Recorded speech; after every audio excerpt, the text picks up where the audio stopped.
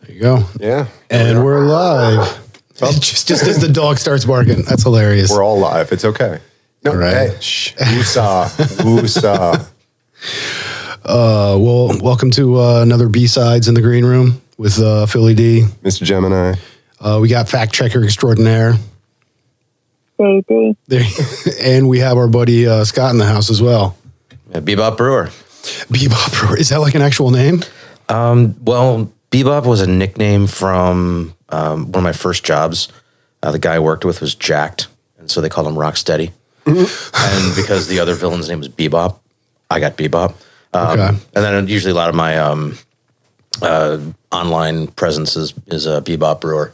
So people always ask, usually Beebop is what they call me, but there you go. It works. Little backstory. I like that. I don't know. I get a lot of "Hey you," knock that off. I don't get good nicknames.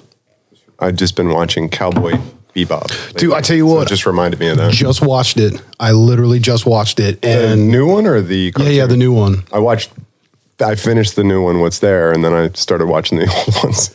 Well, and I was hesitant to watch the remake because my entrance into Japanimation was Cowboy Bebop. That was the first anime I ever watched. So it's like my OG of OGs. And I just watched it for the first. I'm just watching it now for the first time. okay.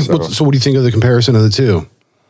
I think they got really close. I agree with that. Yeah. Do you know about Cowboy Bebop at all? I do not. My experience with any kind of Japanese animation is Voltron. Yep. Hell yeah, Voltron. And then my roommate had all kinds of Japanese anime and hentai porn and all kinds of weird stuff that he just put it on and be like, we're gonna leave. Like I have no idea why this is happening and what's going on, but I'm gonna go watch either real porn or we're gonna go talk to girls. Yeah, right. Yeah, I don't know what kind of shit this is, bro, but you know what I mean? I'm not here to judge, but This is real talk right here. yeah, right. Hey, man. Well, he didn't say who it was. Could have been anybody. I don't care.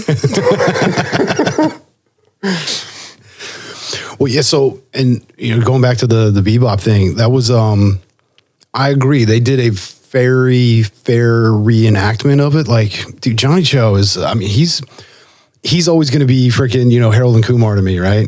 That's what he's going to be, slapsticky. Like He's Harold. He's the one with the normal name. Yeah, he's the straight edge. Got to be a doctor. Like, going to do all this good stuff. The hell is like Kumar. Yeah, right. Which is funny because Kumar was the one that's actually supposed to be the doctor because his dad wanted him to be and his brother is, and it's the whole Indian thing. But yeah, no, Johnny Cho is as Cowboy Bebop, as Spike Spiegler. Like he's pretty dope. Like, he's got the mannerisms down, like the suit and everything. It was pretty real. It was good. I looked up his bio though. I was like, dude, isn't he like pushing 50? He looks damn good. Oh, that I couldn't tell you. He still looks like a fact kid. checker extraordinaire is already on. How old is Johnny Cho? See, this is what's great about this kind of stuff. But Yeah, but that stuff is dope. Like I noticed just watching the first episode of the new one though, that I'm like, wait a minute, is that Wing Chun? Like he's using Wing Chun. I'm like, that's awesome. So he had to learn a lot of stuff just to take on that role. yeah, well, dude, go ahead. He's 49 years old. Yeah. 49. Pushing 50, man. Holy crap. But he still looks like 32. Yeah. And you dress him up good, with a little Hollywood makeup. You could I don't probably think make you him a need to- teenager again. Yeah, right. Maybe. I don't know. You could do another White Castle. Well, so the thing that I like about the show Cowboy Bebop in comparison to the movie is that whole thing is a comic book. Yeah. Like, so there's a whole story behind it, and the remake actually gets you caught up to where the movie kind of comes in. So like the movie, it has the slightly modified characters because that's where you get Ed in there, which is the little crazy weird girl. But Yeah. you get to see her on the very last episode as they're like finishing out the set. And that's where the movie basically is coming from, is all of those characters have already met at that point. So it's like way later in the their anthology. So They're it's already like, established. yeah, exactly. So No, it's a pretty kick-ass show, though. Definitely check it out. Yeah, my stepson just started watching Naruto. So there is some anime going on in the house, but I don't know what's in Naruto. I don't know if that's an actual name of the show, but Yeah, no, the main character is Naruto. So or Naruto, as he always Naruto. Naruto. Yeah, I don't. I mean, that is the name of the show. Yeah, And that and Dragon Ball Z, and all those. Like he was watching The Last Airbender, which I know isn't officially anime, but my daughters are into that stuff. And the Demon Slayer was the other one. And my older daughter actually dressed up as one of the main characters from the demon from Demon Slayer. I'm like, that's great. That's fitting. Yeah, you So haven't met proud his of you, kids, right? You don't know this. This is it's like Freudian at that point. So what's going on, big guy? What's happening? Anyone? Somebody special? We have some Anyone? crazy stuff going on. Yeah, I mean, we're drinking some Father Oblivion, which is really nice. yeah, it took 3.5 years to get that beer back out. Why is that? We were aging beer in barrels in the basement, and it was just not fun. Trying to get beer up from the basement, we had a elaborate system to do it. It was just always run out of time. The beer would either not taste the way we wanted it to, or it would take too long. So we now that we're in the new place, we're in the new brewery building. It's a lot easier to make quality beer.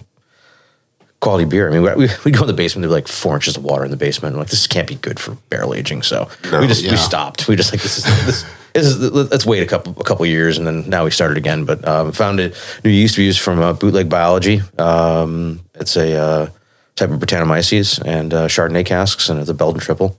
And just it rests. People always, how long? I don't know. It's the yeast in the barrel that'll tell me.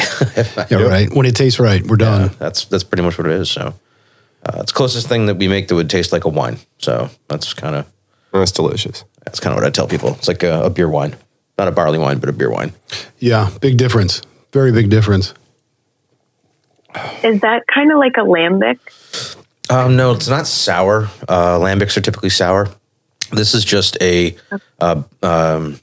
there's a well-known beer by Nebraska Brewing Company called Melange à Trois. And that's kind of what inspired this beer. It's a Chardonnay barrel-aged beer with wild yeast. And the wild yeast we use is called Brettanomyces C. I would try to pronounce it, but it's like Brett Clausini or Clausini. I don't know how it's pronounced. But it's it adds a lot of tropical fruit flavors. So a lot of pineapple and papaya and that kind of stuff to a beer. So it's pretty wild. It's tough to work with, but it's a fun, the end product is fun. So You got to be really cautious with your temperatures and stuff. no, it's just, you have to watch about cross-contamination. People don't know what they're doing. They, touch the barrel, touch something else. All of a sudden you have bacteria and wild yeast going between batches, and Even the sealed barrel. not necessarily the sealed barrel, but any contamination in a brewery, winery. Like people say, well, wild yeast can jump from vessel to vessel. It can't. They're non-motile. Everything it requires an idiot to move it, or someone leaves something open and a fly goes on it and then jumps somewhere else. They don't sanitize properly. But you can't just magically have a wild yeast infection show up in your beer. We had one a beer that we have on tap now that they forgot to clean up a part of the tank, and basically there was Spaceman Saison yeast in there, and they transferred lager into a tank with Saison yeast, and so now we have like a Saison style lager. It's good. It's just not the original beer we were trying to do. So That's what happened to that batch. yeah. Oh, see, I didn't get all the details on that. Yeah, the first batch of Slow Cheetah, and then the lager batch, which lager batch is now sitting in white wine barrels with some Greek yogurt and some agave, and we'll let it sour up, and added some wild yeast, and we'll see what happens. And it's already getting quite tart, so we're getting back in the barrel-aged sour game. So much like a lambic, but not quite there. Is that what the yogurt's for? I mean, Yeah, actually, was that introducing like certain cultures, or? we're trying to finalize our Berliner recipe and actually like make it, reboot it. So we had some problems making it. We rebooted the Berliner, and I asked John Stemler over at Freewell at the time. I said, "What do you do? How do you propagate your bacteria?" And he's like, "Just buy Greek yogurt." It's like, really? There's like 5 to 7 active live cultures in Greek yogurt, and they're all like some sort of lactobacillus. And we actually have to make sure that we add the yeast first, because there's so much bacteria and it's so aggressive that it will sour the beer to the point where the yeast can't ferment it.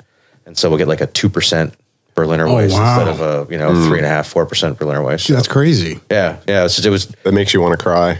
Yeah. After all that work, Yeah. It's a love. It's a lot better than the process we used to use. I'll tell you that much. We used to take a big sack of like a giant hop bag, and we'd fill it with grain and just throw that in there and let whatever bacteria and yeast around the grain kind of do its thing. And sometimes it'd be awesome, and sometimes it'd be like, "Yo, kill the fire." Dump it down the drain, alert the sewer authority, tell them to add. We're sending something down that's really acidic right now. So, oh my goodness, yeah, but that's hilarious. Yeah, but Father was we did the special bottles for people to do like party gifts or Christmas gifts, holiday gifts, that kind of stuff. We did Nautical Disaster and Chronomancer as well, just to give people nice. Go to a party like, hey, here's a bottle with wax on it. Yeah, all that kind of stuff. So. Well, and see, I'll tell you what, a lot of the times what I get with all the different labels for every beer is that a lot of people are just like, you know what, besides the fact that the beer is good, they're like, I want the can, because they love the art. Like that's one of the bigger compliments I get about that stuff. Like it's pretty ridiculous. That Darren, who bartends on Mondays and Tuesdays, we told him where the all the retired labels were. And so he looked at bartender came and was like, I'm gonna go to the brewery for a little bit, and he started stickering all of his cans with our stuff, because he's like a whole thing of not just our cans, but like every can that he's ever thought the artwork was really good. He likes to grab that stuff, and dude, that's awesome. Yeah, it's pretty cool. And he coincidentally was all excited and talking about Cowboy Bob, or Cowboy Beebop. So, he's telling me that's where I first heard about it, was like this Monday. Literally, it's about Cowboy Beebop. So. Well, yeah, it just popped out on Netflix. I think like a week ago or something like that, or maybe 2 weeks. It hasn't been long, but yeah, he's definitely that eclectic type. You know, he's I always enjoy a conversation with him because he has a very diverse knowledge collection. Like he really does. Which one of his greatest things is he's a Jedi mind trick kind of guy. Back in the day, he actually was doing different work, and it was certain venues, which I won't get into, but one of the DJs that was there was Jedi mind tricks. Like what the hell's his name? I always forget his name. All right, here we go. Yep, fact checker. Well, Jedi mind tricks. Their DJ. He's a Philly guy. As soon as I hear the name, I'll be like, yeah, that son of a bitch. But yeah, so he actually got to meet him, and he was telling me the story the one time where he's sitting there and the guy's just like finishing up work or whatever. And he's just like, hey, what do you want me to play? And he's just like, oh, play some Jedi mind tricks. He's like, you mean me? And he's like, wait, what? And he starts telling the whole spiel about it. And that's, well, there you go. What's up? Was it DJ Question with a K? W? No, but that's close. Oh God, son of a bitch.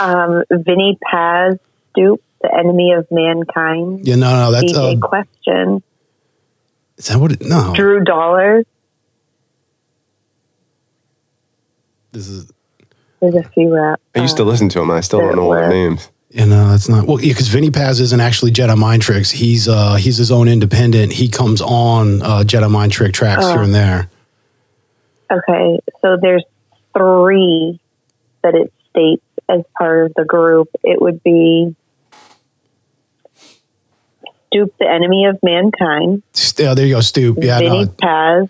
Okay. Yeah, no, Stoop is that's the DJ, which I forget his real name, which I'm not going to use, but because I don't remember it anyways.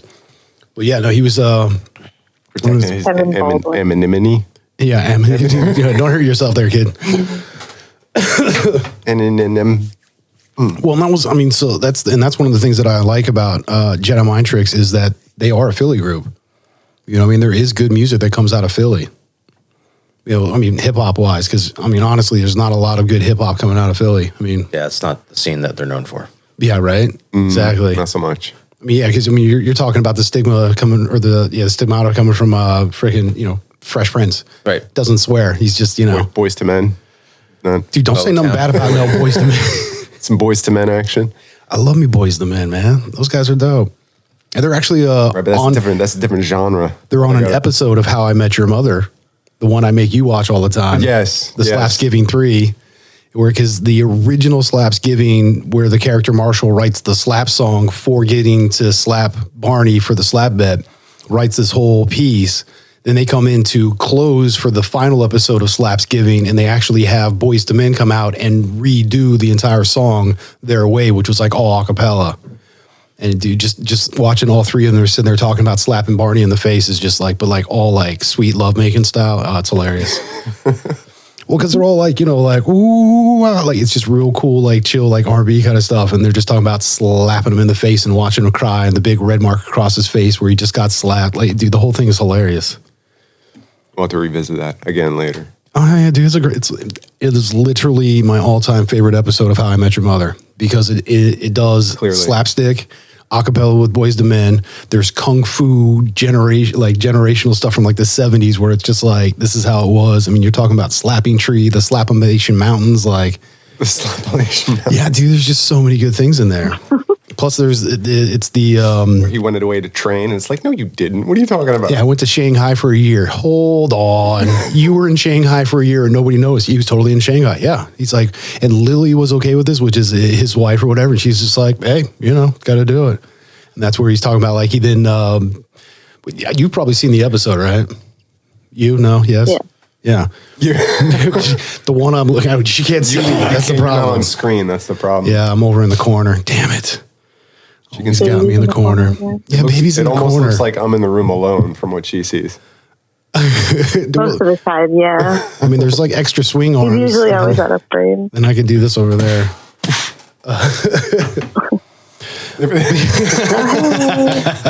Leaning in the frame. See, this is what I'm saying. This is why we.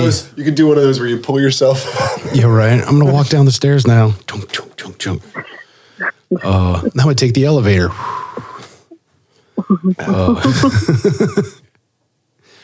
This turned out really nice. Thanks, man. Yeah, it's really good. Yeah, I mean, I'm trying to save it, but it's kind of hard to. yeah, as long as I'm holding it, I just keep sipping on it. Well, it's really Take your word for smooth. it. You know what I mean? Like it's not sweet. It's not like, it doesn't have any kind of booziness to it. Like, you know, it's not like overly powered by anything. I mean, it's very balanced, I feel.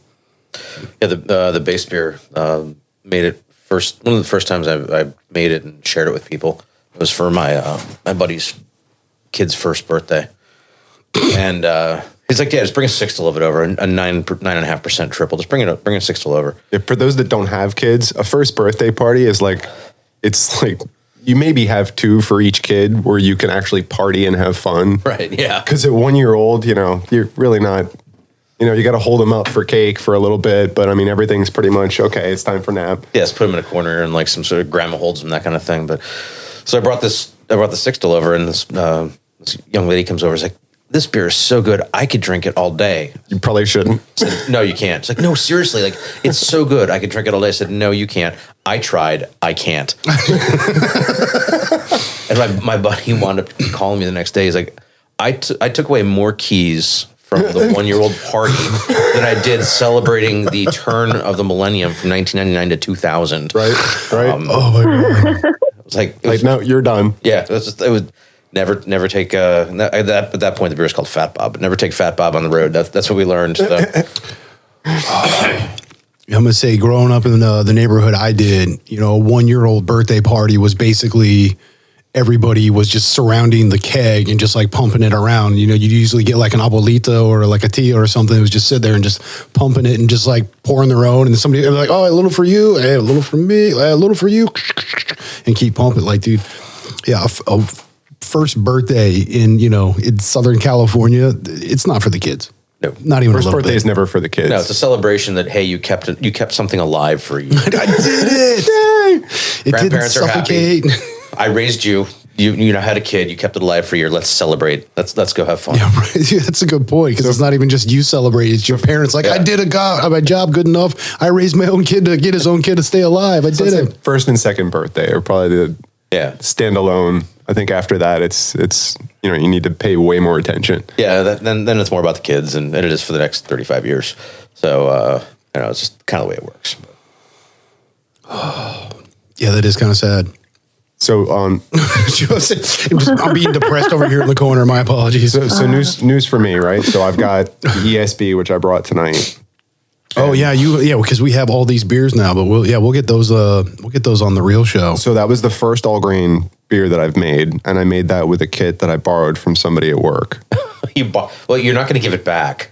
No, like you can't borrow the grain and then give it back and say, "Here's the kit." Not the grain. I borrowed his actual kit, like his. Oh, like the homebrew setup. He had like the cooler. Okay, I thought you could give the yeast back and like here's the packet. It's like, can I borrow a smoke? You don't borrow smoke. You can kind of give the yeast back. Yeah, you can. Yeah, it's not going to be the same place, but And you can use the grain for other things, obviously. I mean, right, but not usually making good beer. You can make second runnings of beer, but anyway, I don't know. I'm just. So, no problem. So the second one I made is a session IPA, and the third one is a porter. So we'll be tasting my first beer tonight. I love how you teased us with the other ones, and you're like, but we don't get to drink those. We're going to drink we don't get to drink first. them tonight. Maybe another night. Well, it's like saying, definitely another night. It's like saying, hey, I have this really great bottle of tequila at home. It's like, but we're not at your house. It's like, well, yeah, but it's at home. Just letting you know the stuff I have. That's all. So things got a really nice toaster. I should see my tea kettle. Rocks. I'll just be like, I love table. I love lamp. I'm like, why are you just naming shit now? What the hell? All right. So anyways, your first beer. Yeah. So my first beer will hopefully. Yeah, which is what? Good. Give us because we talked about this a little bit before, but because this is what is an ESB style. What is it? Well, yeah, I don't pretend I don't know shit. It's not for me, it's for them. I guess more like a British style. I mean, what they would call a bitter, like a British bitter, but it's ESB is actually a copywritten name, though, I believe. No, it's it stylistically means extra special bitter. Right. But it's there's a Yard's actually called theirs ESA instead of ESB, but it's a style. I like Yards too. Yards what? Yards like backyards or Yards Brewing Company. Yards. Yard, yeah. Like shipyards, dockyards, backyards. He hangs out in shipyards. I don't doubt that. Hey, well, someone's got to pay your bills. I get that. I'm not judging. I'm a shipwreck. Okay. I'm a shipwreck. Shipwreck too, but I said shiprat. Oh, there you go. So what hops did you use? I'm not bringing my notes with me. So, okay. I know there was some fuggles involved, and some fuggles. All you gotta do is lie and say it was East Kent Golding's fuggles. Anything, anything in that Bramley arena. Cross, like anything that's not like an American hop. And I'm like, yeah, that's really good, man. It's really good. I love how he's teaching you to do this. This is great. Like, no, bro, you just got to start throwing shit out there. Say with confidence. That's all. Well, see, I mean, that's one of my big things is like when people start talking to me about stuff, I'm like, oh yeah, it's this, that, the other. If you got questions, I got answers. And if I don't know it, I just make that shit up. Yeah, I'm not very good at doing that. But I didn't, like I said. I'm not either. I'm just letting them know ahead of time. Actually, some of this might be bullshit. I might have my notes, but they're not in the room. So as usual. Jesus Lord. Is this a test?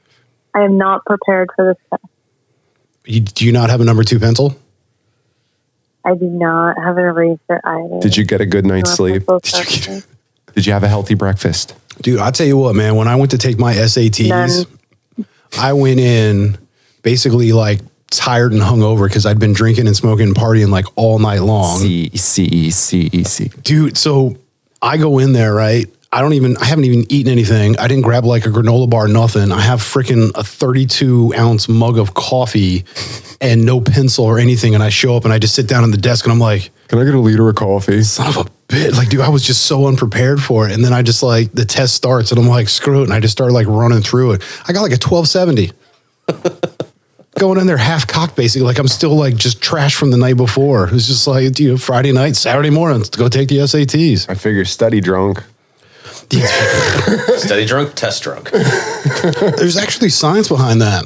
I forget what the term for it is called, but yeah, it's if you do your studying or, if you're basically going over whatever it is you're working on under a certain, constraints or environment, if you can recreate that same setup when you're regurgitating the information, your brain pulls it easier because it helps to associate with it. Because those neural pathways have already been drawn and they were drawn loosely in the sand You have to be loose in the sand to get it back, I guess. I don't know. So you're telling me I should have told my professor I needed to take the exams in the food court in the middle of the night with lots of other kids screaming, and I would have done much better than taking it 8 o'clock in the morning in the silence. Yeah, can we do that next time? Is that possible? I mean, can we swing that? I'll go back and I'll ask him, hey, I know I got an F in your class. Can we recreate the situation in which I was studying? Because I used to study with like the smartest kids in the in my major, and then I would we'd compare answers. I'm like, you know this, you studied it. I'm like, I know, but for some reason something happened and I didn't do well.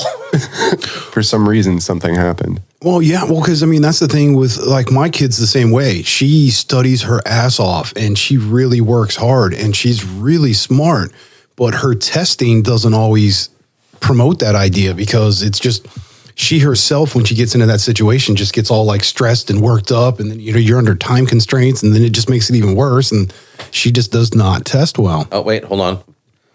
Yes. It is called state-dependent memory. Oh, there you go. It is the phenomenon when people remember more information if their physical or mental state is at the same time of the encoding and the time of the recall. So I figure study high, take the test high, Get high scores. get high scores. So does that also work when my wife says, do you remember what you said last night? I'm like, no, I was drunk. So let me get drunk now. And then I'll remember what I said last night. Does that work in the same way? That was Beer Fest. In Beer Possibly. Fest, where he gets like totally slammed. They take him the back way to get there. And then all of a sudden he's like, I don't know how to get there. They're like, wait a minute, let's get him drunk. And they've been practicing to be the drinking team. So he's just drinking and drinking and drinking. And he's like, nope, don't feel a thing. And he's like, hold on, grabs the bottle of Goldschlager. Or not gold. What's the one with the gold in it? That's Goldschlager. Yeah, Goldschlager. Yeah, grabs the bottle of gold. And he's got like that stripper dust sitting around his lips from drinking the crap out of it. But now he can like walk through all the different alleyways and get there. And then when he gets there, they're just like, what's the password? And he starts yodely, oli, oli. And he starts yodeling because he was drunk as shit. So all of a sudden he was able to recall that stuff.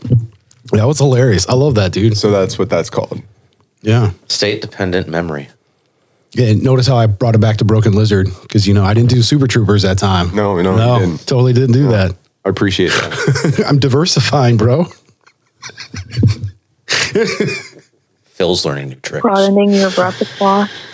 Well, yeah. Well, because, is this your bush? You king of the forest? Speaking of Harold and Kumar. But yeah, no, it's, I don't know, man. It's how my brain works, I guess. I don't know. I like it. I don't want to know how my brain works. I think it's important to figure that out, though. Is it? Well, yeah. Well, because, all right, so yeah, take the test high, all that kind of stuff. When I was studying, I would smoke and I would listen to music I put in my earbuds. So it's like I'm listening to the music pretty much loud as shit, drowning everything else out around me. And, just being in a completely relaxed state. And I'm doing my homework, studying, like any of that stuff. So when I had the ability, like certain professors would let me still keep my earbuds in while I was taking the test, as long as I wasn't like, cranking the volume and everybody could hear it. And, I would do even better. I would go from getting like, B plus, A minus, to all of a sudden I'm like basically acing all the tests. It's just like. You have to listen to the same tracks that you listened to while you were studying? No, it was more or less just the fact that I had that distraction where there was nothing else around me, whether it was silence or not. It was always just the fact that, that was my frame of mind was that's how I studied. That's how I did my homework, everything. So every bit of frame of reference I have for that knowledge was under that mindset. I have to play the orb or massive attack, because that's what I studied to otherwise I won't recall everything. See, I think actually you should just listen to a podcast of the subject that you're taking a test on. That'd be a lot easier. Or maybe have a fact checker in there for you, like write stuff down on the paper, show it to the camera, and then. That's a good idea. Wasn't that like old school where they had the freaking earpieces or whatever, and he's just sitting there and he's like reading the question to him, and he's just like, he's just like, really good test. It's great stuff. You're just like, what? Or Spies Like Us, where they had everything like. He's just pushing the paper. Right. Dude, Dan Aykroyd and Chevy Chase were a great duo. Those guys did really well together. Yeah, it was. I remember showing that to my kids, and they were like, "This is just like the silliest, stupidest thing I've ever seen in my entire life." But it's great, right? I'm like, yeah, Dad, it's great. It's really great. Yeah, go in and have a Pepsi. Have a Pepsi? What the hell? He has a Pepsi and the whole freaking thing just drops. Yeah, it was Ace Tomatoes or whatever, and like everything was Ace Company. Doctor. That's what you're trying to get me to do. Doctor. Glad I'm not sick. Yeah, no, that was. I'm sitting over here saying, Doc, and these two are having a conversation. I'm like, nobody, just gonna leave me hanging on that one. I'm like, great, thanks, guys. You're doing fine by yourself, man. I was like, oh, sorry, doctor. Yeah, dude, I had to do that whole scene by myself. You know how embarrassed I was. You weren't. No, I wasn't. I don't really give a shit. These guys are not doctors. Dude, well, no, because then that led to the conversation about we were talking about Ed Lover and Dr. Dre. And Dr. Dre. Are you really a doctor? Yeah, because that was the movie where they were what the hell's his name? Dennis Leary was like the captain or whatever, and Ed Lover and Dr. Dre were like, you know, these new people on the force or whatever. And he's like, "What are you a doctor of?" And he's just like, "Well, no." He's just like, "Oh, well, my sister over here," but like it's just like, what the hell? Yeah, we have a thing for guys that can go on rants. So it's like Vince Vaughn, Dennis Leary, you know, George Carlin, like all those cats. It's good stuff. It's good times. It really is. Jay from Clerks. Vince Vaughn, definitely. Oh yeah, no shit, right? Yep. He can go on rants and talk about nonsense for hours. I know every time I think of that guy, though, is we're pretty much at the place where we've done it enough times. The reference back to Silence of the Lambs. Yep. That's pretty much the only one because I always do the. He's already thinking about it. Because I always do the one. Because I lose my shit every time. Because I do the one Buffalo Bill line where he's just like, "Oh, is she a big fat woman? She's a great big fat person." Yeah, where she's like, it's just like, what the hell? So I'm about a month and a half ago. In the back. Put the lotion in the basket, bitch. So I'm up at visiting my sister-in-law and there was a whole family. We were trying to help them work on like a house upgrade. We were fixing their floors. They have these floors from like 1728 or whatever. 1728. So I don't know. Like I don't know how old the house was, Like but it's old. It's like, did you count the rings in the wood? yeah, we were like, oh, no, you know my wife. When we pulled the floorboards up, she immediately like jumps into the pit where we were and starts like doing archaeology and looking for like pottery shards and like evidence of like, was there a fire in here or what happened? So, you know, regardless, tangent, not what I was going to talk about. Telltale hard kind of. We come out of Home Depot and my brother-in-law goes to pick up the truck and he comes, you know, screaming by the truck and as what the song he's playing on the radio is the Goodbye Horses from Silence of the Lambs when he's like pretending to be a woman and just like pulls up and looks like, "Need a ride?" Dude, that's perfect. Oh my god, I know because what does he say? He's like, "Would you fuck me?" Yeah, I'd fuck me. Yeah, like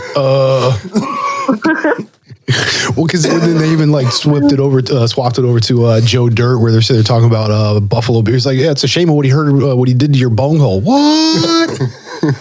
With the swizzling bungholes and the Silent Bob. Yeah, that's what. Yeah, that's what. Back. Well, because it was, I think it was Jay and Silent Bob Strike Back and Clerks 2. I think there was two different ones where they did that. Because one version you actually see Jay where he tucks it back. Yeah, and he's like dancing. I think Clerks 2, they're Which outside I think the is store. Strike Back. Yeah, and I think the second Clerk, yeah, they're just in. He's putting the lipstick on instead, and like that's as far as he took it. But he's still like ooh. He starts like puckered his lips. Yeah, there's one they're outside, and they do it outside, and I think that's Clerks 2, and then Strikes Back is when he's actually where he tucking it back. Yeah, he does the whole wiener tuck thing. Yeah, no. Yeah, because I think that's what they were doing. The revisit was Clerks 2 because that came out after the fact. That's right, and they were at the drive-thru. Yeah, correct. Which have you seen the reboot of Jay and Silent Bob Strike Back? No, not yet. So they did, and it's not a remake; it's a reboot. And the reason being is it's the same exact storyline, but it's now with Jason Mewes' character, Jay's daughter, because he had a daughter with Justice, the one international jewel thief chick or whatever. But because she went to jail and he didn't like come to visit, he never realized, and so she just like started raising the kid by herself or whatever. So they do basically the exact same storyline, but now it's they're trying to get this Chinese exchange student, Xin Yu or something, to go see Kevin Smith, the real Kevin Smith, because they're like want to be in the new movie and all this like weird. Dude, it's hilarious. I haven't seen it yet. Yeah, no, it's as far as reboots go, Spot on. Because I mean, it follows pretty much the whole exact same line. It's got like the same style to it because you're getting like the same kind of music and the same vibe. Like it's a spitting image of it. But Jason Mewes, or Jay is now a dad. And so he's like, it's hilarious seeing him trying to be a dad. Yeah, we pretty much watch BBC crime dramas or some sort of like history of like the kings of England. That's pretty much what's on TV most of the time in my house. So, okay. Yeah. I mean, I can get down with some of that. I can dig it. Yeah. Well, yeah. I mean, I always love the idea that if, the paraphrasing, but those who don't know their history are doomed to repeat it. And it's like, you really should know all of these different things to show you how we got to this. Because, I mean, we as humans, 10 years ago, what happened, like all of a sudden, it's just like forgotten memory for us, out of sight, out of mind kind of a thing. I mean, the world has these cycles that are continuous, and you get, the comeback around, like where everything becomes retro. Like it's just a thing that happens, and people are so like quick to forget it. I mean, we were at one point where we were damn near paying like $5 for gasoline, like, 10, 15 years ago or something. And all of a sudden we get back to a place where we're paying like $3.50 and people are like freaking out. It's like, dude, we used to spend $5 a gallon, bro. What the hell? You're bitching about $3.50? Shut up, fill up your tank and go to work. I remember when I first started visiting here, it was $10 to fill my entire tank. It was like 94 cents in Pennsylvania or something. Dude, I used to work at a gas station, so I got a discount on our gas, and we were already like the cheapest in town. I used to pay 84 cents a gallon. You know what I mean? Dude, I get $5 for somebody for like gas money for the week. I'm like, he just filled my tank, bro. Yeah. Jesus Lord. Hey, this is not a joke. Yeah. Yeah, I remember when I started We driving. sound like our parents. I paid a little over. Dude, I used to walk uphill both ways in the snow with no shoes or feet. You're lucky to have feet. What? What kind of shit is this? Just walking around on stumps? What kind of? How do you go uphill both ways? Because you go, up the one way, and then when you come back, you got to go back up the other Walk way. backwards. That's what you do. Yeah. So if you walk backwards downhill, it's actually walking uphill. I heard that's really good for your calves. And we didn't have shoes. Shoes? We just tie old newspapers on our feet. Who needs shoes when you don't have feet? And we Come liked on. it that way. And we liked it. Right? Oh, Jesus. That's what I feel like I sound like these days. What was it when I Everybody say tied into the electronics all the time. Whenever you start a story with "I remember when," you instantly just dated yourself. You're at least 20 plus years past your time, bro. Do you remember when people were used to read books? So Jake, our brewer, when I was doing his paperwork, I told him, I said, "You're never allowed to tell me how old you are." Like, why? I said, "Because you were born when I graduated from high school." Like literally like a month before I graduated from high school. So every year he tells me is like how much further away I am from high school. And I was just like, this is just depressing. I can't do this anymore. Yeah, that's a good point. Wow. Well, there's one, was it Billy Z? I don't know if you remember him. Oh, hell yeah, dude. He was talking about SpongeBob. And I was like, I've never seen an episode of SpongeBob. It's like, dude, what kind of childhood did you have never watching SpongeBob? I'm like, 27 when it came out, man. I was 27, all right? I wasn't sitting around watching SpongeBob. Sorry, I was watching reruns of Teenage Mutant Ninja Turtles. That was my thing. Well, because, dude, I grew up on Hanna-Barbera. Oh, yeah, yeah. I mean, that was like my stuff. So, you're talking about like, Snagglepuss, freaking, Quick Draw McGraw, which I always love his alter ego, El Kabong.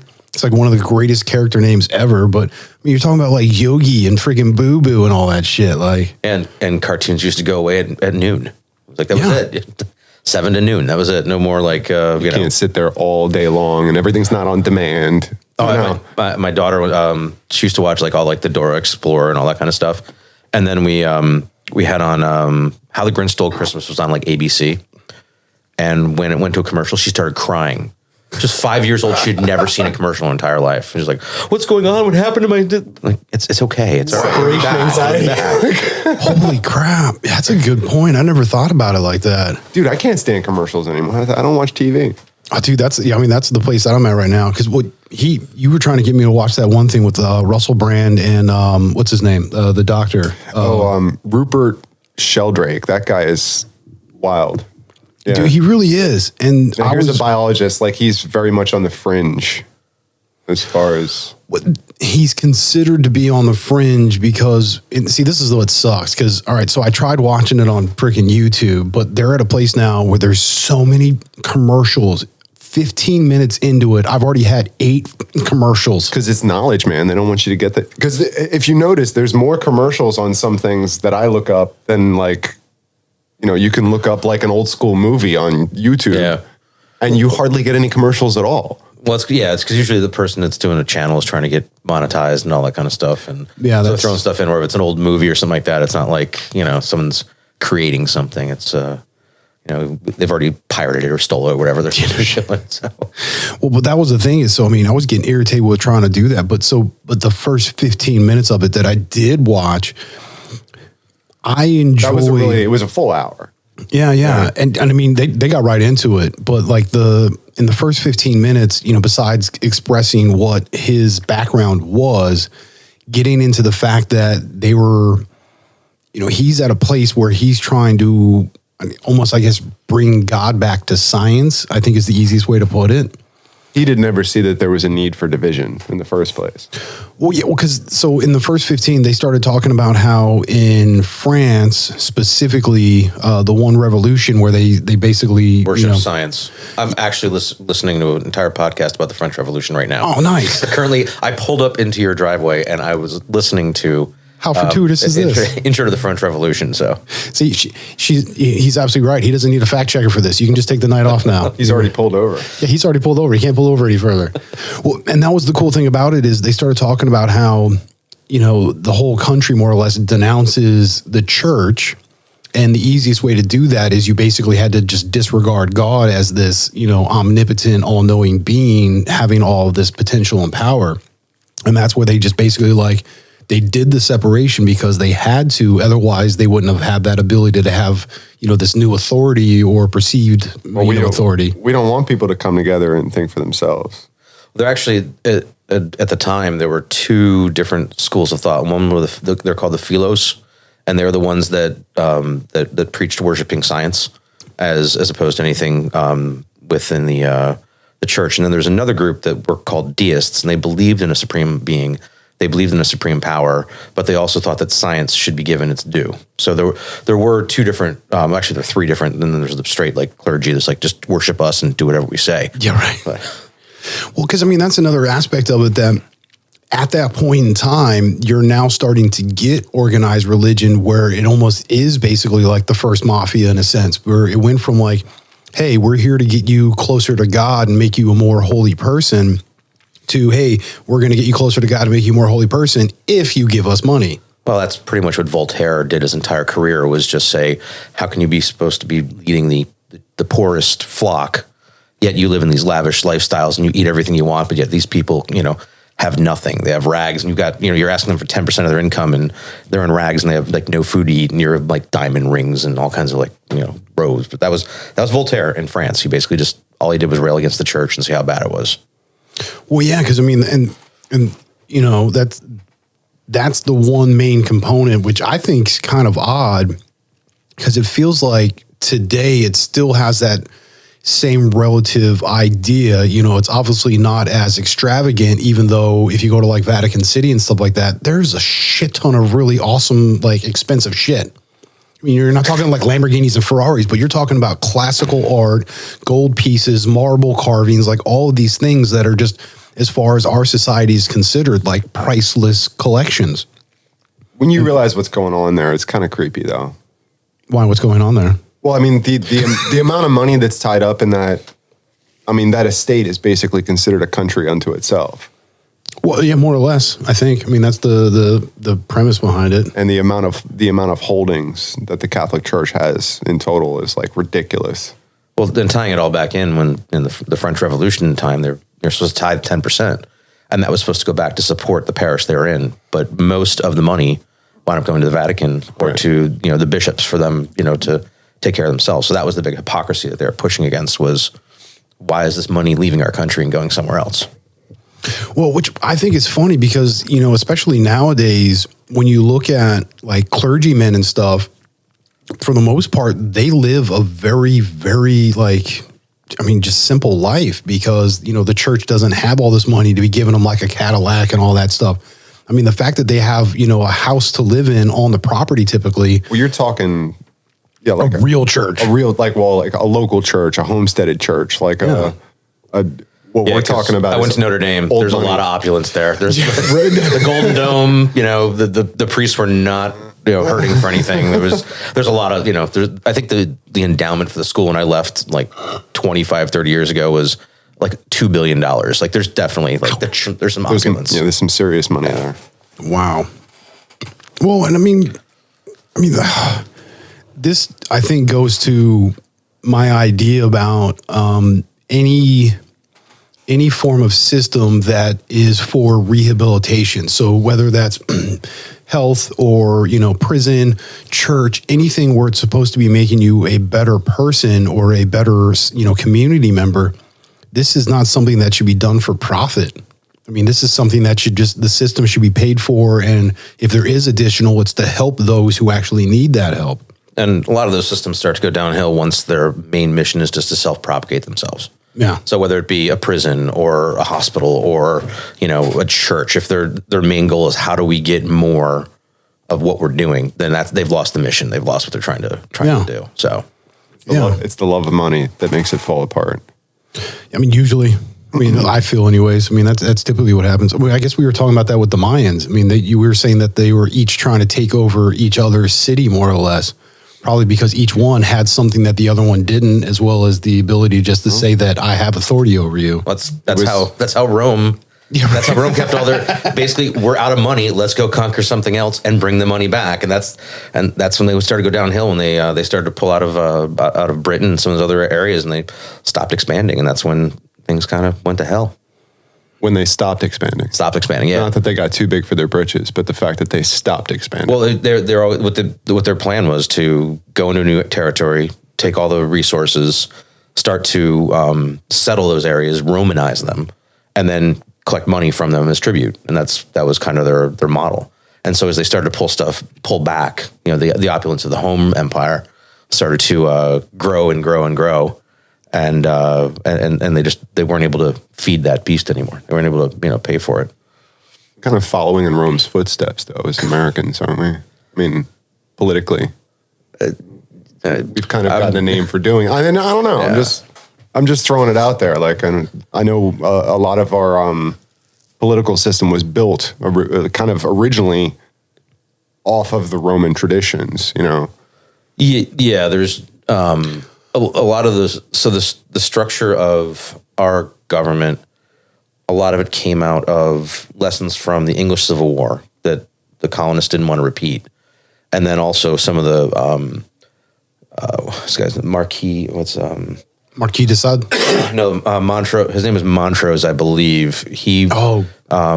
James Madison read a lot of his stuff. Yeah. And then came up with this idea of separation of church and powers, or church and state, and separation of powers, and all that, to try to avoid a tyrant. But even when the United States had the Revolution, there were people that wanted a king. They wanted George Washington to be king. They wanted a supreme authority, so that everybody can tell people what they want, and this is the rules, and you're going to follow them. And that's why Washington was such a great man, because he was like, no. Yeah, he did not. This is not what we came here for. No, we were very fortunate to have a man who wanted to serve just his community, just his people, and never wanted to have power. If it was someone like Hamilton that got in charge, we'd be like, we would have been a different country after 8 years.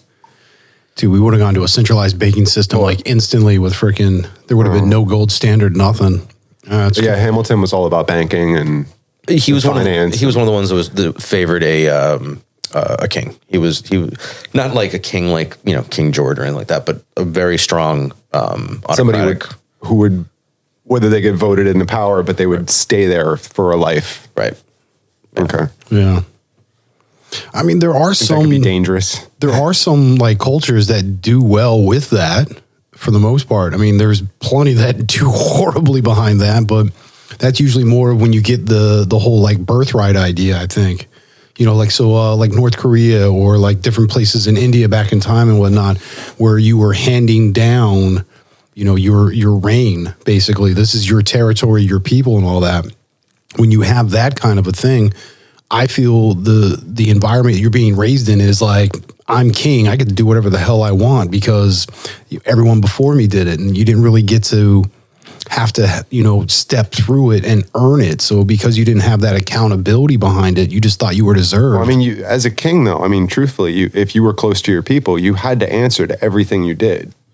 So it really wasn't like you could do anything you wanted. But I think the problem is when you have such a large territory that's got a centralized government, there's always some kind of, back Phil's point. Dan Carlin's another guy that does a lot of history podcasts, very long, extensive ones, and he would always say that the problem with this government, or what he's talking about, is they got a particularly poor roll of the genetic dice. And that the son did not quite live up to the grandioseness or the intelligence or the wisdom of his father, and that's usually why most regimes crumbled, like the French Revolution, like Louis XV, the Sun King, very much a very good at managing his estate, and then each successive child, actually Louis XVII, the one where the revolution was his grandchild. He actually outlived his son, or his right. He outlived his son, so his grandchild took over, and then same thing with the next one. So you just have generations of 5-year-old kings. If you're 5 years old and like the first thing you learn in your entire life is I'm king, like you weren't like 35, your dad died, you saw all the things that happened. You're like you wake up, you're 11 years old and you're king. Like I have a almost 11-year-old stepson. If he was told he was king tomorrow, I would be terrified for the people of that country. Not that he's a bad kid. It's like all of a sudden instantly giving an 11-year-old who is not quite grown up to be a man is all of a sudden going to be king with all of the. You don't have a prefrontal lobe. You can't make decisions for yourself. Right. Never mind everyone else. King Tut was like 8 years old when he became king.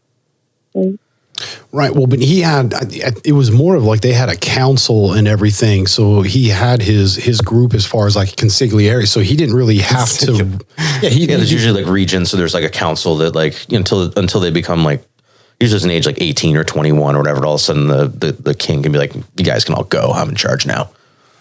Yeah, which, so I think that's a really good point. And I like to take that to the idea of like, at least what the Bible says about like Jesus, where you get this gap of story where he is, a young man gets told that he's the son of God and that he's going to save all of humankind. And then all of a sudden he's 31 years old. It's like, what the hell just happened to the past 13 years? Because I mean, same regard, you're 18 and get told this. You're 8 and get told this. That's a completely different thing. So where was he? He was just getting drunk and having sex with whores. If you listen to Rufus the 13th Apostle. Yeah, right. Rufus, yeah. Rufus. Oh, yeah. Let's not forget about Rufus. Hell yeah. But I mean, that's one of the great points that I really did like about Dogma is that they got into that idea in there. Because he's like, dude, what if you were like 18 and this is what happened? He's like, what would you do? I'm like, I'd flip shit too and bounce for a while. But yeah, I mean, great point. If you're 8 and you do that, you don't even have the experiences to literally understand what that means. When you're 18 and you have that kind of, experience and knowledge to comprehend that, you're just like, dude, this is nuts. And like, I'm out. I can't deal with this shit. Dude, as an 8-year-old, you're just gonna be like, okay, it's, you're still playing pretend almost. There was, watching something last night. It was one of the Plantagenet kings. I think it was Edward II, where he became king when he was like 14 or something like that. And a guy, like some peasants revolted, and he just rode out to them and said, I'm your king, you'll follow me. And they listened to him. And like from then on, he just thought like he could do whatever he wanted. And I was like, it's weird. Like even Oliver Cromwell, when he was winning, he was like, God's protecting me. I can do whatever I want. Then he starts losing. He's like, oh, maybe God doesn't love me. It's kind of like that self-fulfilling prophecy of like, people are listening to me. I can say whatever I want, and it's like they did in some of the stuff in History of the World Part 1, where just like farcical, like the king could say whatever he wanted. Is like in the French Revolution where they're shooting skeets, and instead of like actual like skeets or doves, it's peasants, and he's just shooting the peasants as they go through the air. That kind of crazy stuff. Right? Oh my God! Help! I'm being oppressed. Well, because I mean, that's the point of like how England invaded India, you have all of these guys that are out like farming, working their land, trying to take care of their families. And now all of a sudden you have a bunch of dudes on horses that are like, twice your size with weapons. They're just like, we own you. You just do what we say now. What are you going to do? Run? Okay. Put up a fight? What's that mean for me? It's like when the Germans invaded Poland with tanks and they went after them. The cavalry charged them with rifles and horses. It's like, there's tanks coming your way, bro. What are you doing? Yeah, you don't bring a knife to a gunfight. That's not how that works. Well, I think that's pretty good for the time being. I mean, that's some good conversation, and I think we're everything seems to be working. And Ready for some cornbread. Yeah, right. I made vegan chili and cornbread with honey. You got a FedEx envelope? Maybe we can send her some. Can I? Oh, no. I mean, I can send you the recipe. It's really easy. I mean, it kind of defeats the purpose because you're like, but then I have to make it. Oh. If only we could pull you through the phone. Somebody else makes it for you. It's true. I'll see what I can do if I can next day some chili to you. I mean, I can't give you the cornbread because there's milk and egg in it, so it's. Yeah, I'll try to make another batch with like applesauce instead or something. Is that change? Right, fine. Wait, the just. The what? The just. What is the vegan egg? Oh yeah. You were talking about that one time. And what else was in it that you said? Well, instead of using milk, I can use applesauce because it's still basically like a liquid and it doesn't really add too much flavor to it and actually gives it a nicer cakiness. You get more of like a fluff out of it. Milk? Well, no, because I'll use flour and cornmeal. What forget this. We need to take a break. Let's take a break. We're going to take a break and then we're going to come back and do I'm telling you. So, fam, thanks so much for checking us out. Go nowhere. Yeah, right. Philly D. Mr. Gemini. It's fact checker extraordinaire. Baby. Yeah, be good to yourself. Be good to everyone else, family. And special guest. Oh, and special guest. Beebop Brewer. Beebop Brewer. Rock on. Yeah, be good to yourself. Be good to everyone else, fam. Peace. Peace. Nope. Peace.